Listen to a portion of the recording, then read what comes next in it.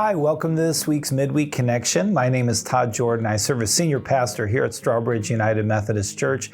I am delighted that you've joined me today. I am looking at the Gospel of Matthew, chapter 10.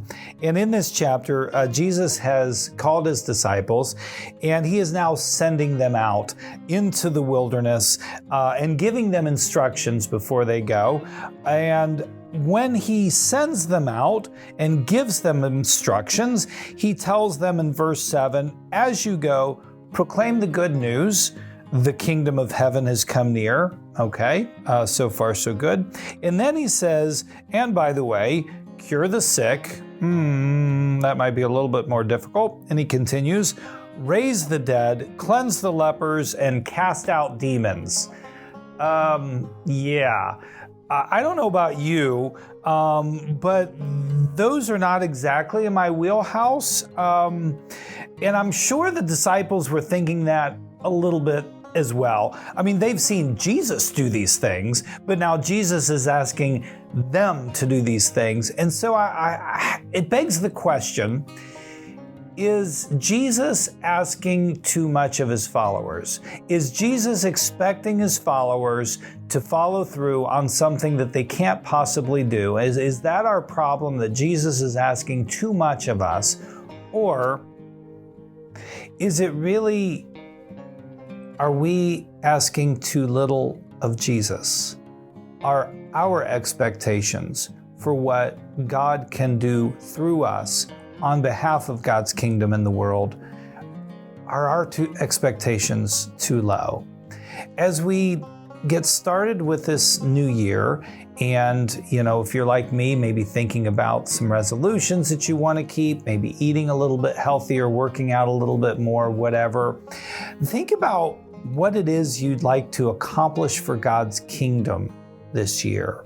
What is it that you think God may be calling you to do? What is it that you may be asking God to help you with? And then ask yourself, is Jesus asking too much of you, or are you asking too little of him? Because what God calls us to do, God will equip us. And the reality is, all of these things that Jesus is asking of his disciples, he is expecting them to accomplish, not because he thinks they have the strength and the power and the wherewithal to do that, but because he knows he has the strength, the power, and the wherewithal to accomplish that through them. In fact, Jesus tells his disciples in the Gospel of John, you will accomplish greater things than what you've seen me do. So I want you to think about that. I want you to pray about that and ask yourself, are you asking too little of God? And what is it that you really want to accomplish on behalf of the kingdom this year? Just as a reminder, we have several opportunities for those who are new to our community coming up.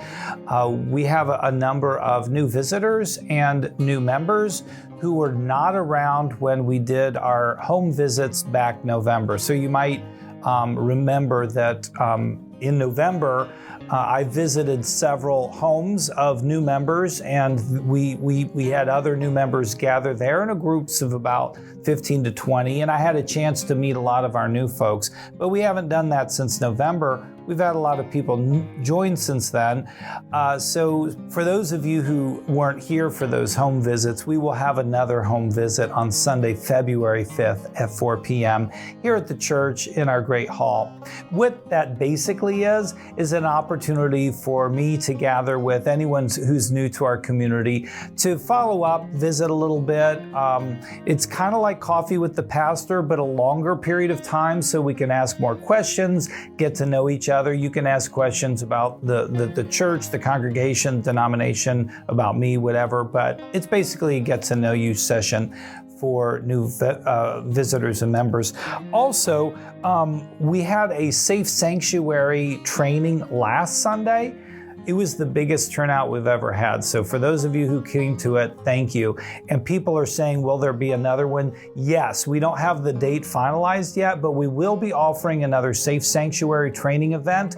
It's some point in February, so you'll get more information about that. Safe Sanctuary is our policy that anyone who works with children or students or comes into contact with children or students through any of our various ministries needs to be Safe Sanctuary trained. So look out for that if that's a training that you need.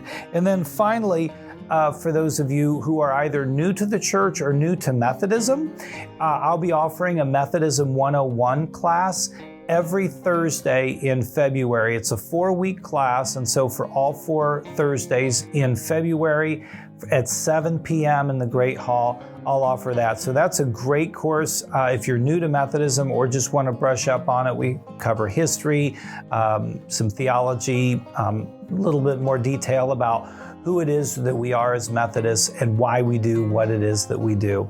So a lot of good opportunities if you're new to the community. If you're not so new to the community, of course, we've always got our regular activities, worship ministries and age level ministries as well. So thank you for all the ways that you are getting involved in the church and being a part of God's kingdom work. And hey, don't be afraid to ask God for too much on what God can accomplish through you this year. May God bless you, and I hope to see you Sunday morning in worship.